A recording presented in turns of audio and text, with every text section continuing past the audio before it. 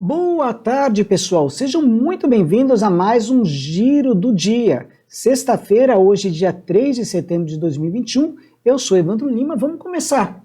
Falar primeiro um pouquinho de mercado. Nosso carro-chefe hoje, infelizmente, está sendo mais uma vez um dia de queda. Até tentamos no comecinho do pregão dar uma reagida, mas infelizmente, mercado aí alinhado com os mercados externos. A gente teve a divulgação do payroll.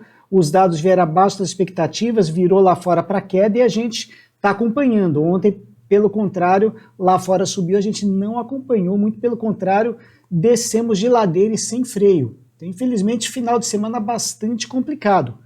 Ilustrar aqui para vocês, aqui está o nosso Ibov no dia de hoje. E, pessoal, hoje eu estava fazendo um comparativo um pouco maior, tá? Análise técnica, para quem não sabe, é estudos de padrões que aconteceram no passado e olhando a sua repetibilidade. A gente não sabe se aquilo vai acontecer da mesma forma ou não, mas normalmente a gente estuda padrões de comportamentos que aconteceram lá atrás e o que a gente pode esperar. Olha, a última vez que aconteceu esse padrão, o desfecho foi esse. Depois apareceu de novo, o desfecho foi esse e assim sucessivamente. E eu notei aqui, pessoal, um padrão muito parecido com o que a gente vivenciou tão logo nos recuperamos lá da crise do subprime. Não sei se todos vocês se recordam, deixa eu tirar um pouquinho a imagem, depois a gente volta para o gráfico.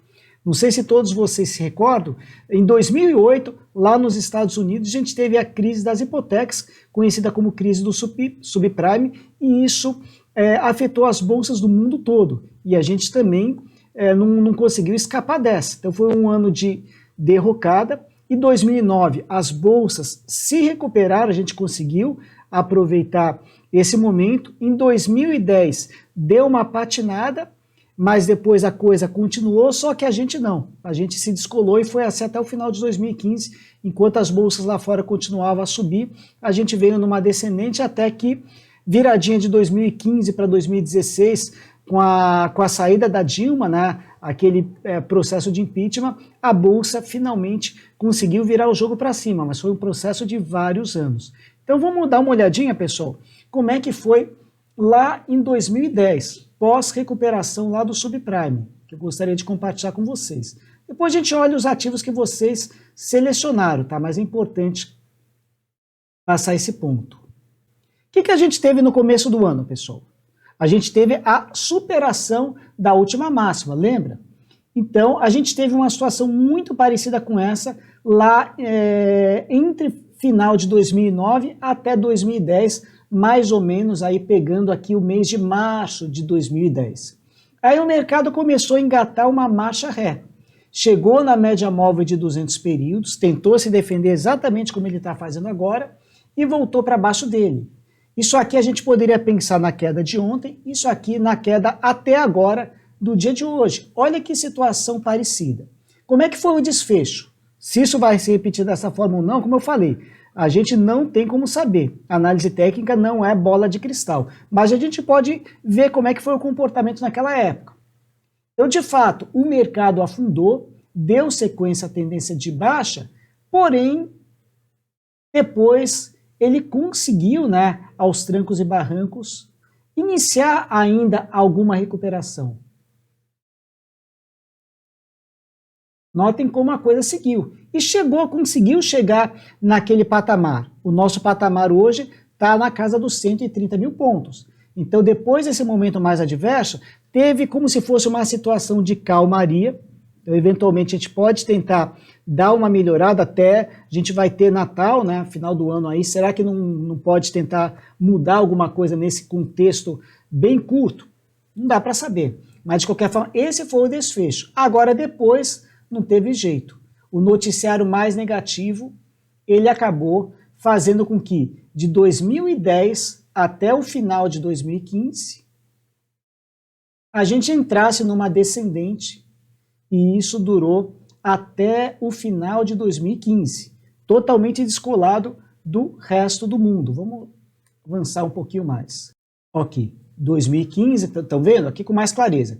De 2010 até 2015, final de 2015, ele veio numa tendência de baixa, e aqui foi a virada de chave, o que a gente fez de lá para cá. Aí tivemos uma nova crise, né? Crise da Covid, novamente a recuperação, e agora a gente está andando de marcha ré. Só a título de curiosidade. Bom, vamos lá para o foco do programa, né? Do giro do dia. Então hoje a gente teve, a votação já está encerrada, a primeira colocada Vale, com 24% dos votos, depois tivemos 3 empatadas, tá? A diferença aí para você colocar segunda, terceira e quarta foi no detalhe, tá bom? Então com 12% Gerdau, Engie Brasil e depois Petz. E finalmente, em quinto lugar, as ações da Braskem. Vamos começar uma a uma falando dessas daí. Vale, como é que ela está no dia? A Vale até agora está fazendo um pregão positivo, por enquanto ela está se sustentando na média móvel de 200 períodos, porém ela está momentaneamente sem tendência. Então ela acabou formando um padrão lateral entre 96 e 16 até 101,37. Nesse momento um pouquinho, tá? Mas bem pouco mesmo, mais perto da linha superior. Então, se ela conseguir superar esse 101,37, abre uma possibilidade de reversão de tendência para alta, pelo menos no curtíssimo prazo. Mas a direção dela, por enquanto, é para baixo, porém, detalhe, acima da média móvel de 200. Então, esse fato aqui é importante, porque isso aqui é um divisor de longo prazo. Gerdau, que é a próxima, Gerdau vem numa descendente, ela já está em tendência de baixa. Nesse momento, ela testa o suporte na região de 27,47, que coincide também com a média móvel de 200 períodos. Até agora se segurou, só que ao contrário de Vale, ela está pressionando o suporte. Se perder, vai ser bem ruim para a empresa. Nesse caso, a gente poderia até pensar numa precipitação forte até o suporte 22,10. Então, cuidado aí com Gerdau. Se alguém tiver posicionado, sugiro fortemente colocar um stop. Engie Brasil, caindo um pouquinho no dia de hoje, aliás, boa parte das ações também estão com esse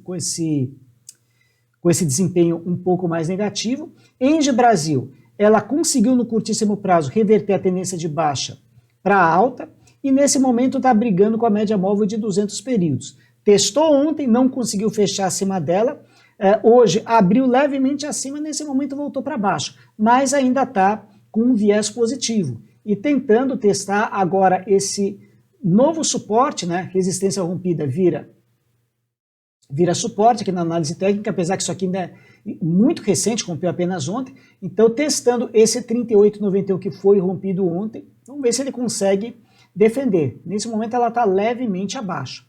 Digamos que ela consiga se manter. Uma vez que ela já está em tendência de alta, a gente poderia encontrar um próximo objetivo de subida até essa resistência na região de 40,76. E o stop gráfico nesse momento, ele está abaixo desse fundo, abaixo de 37,41. Vamos para a próxima, Petz Brasil. A Petz, ela vem numa tendência de alta, fez um processo corretivo, ou ainda está fazendo um processo corretivo, nesse momento ela está com uma tentativa de consolidar novo fundo.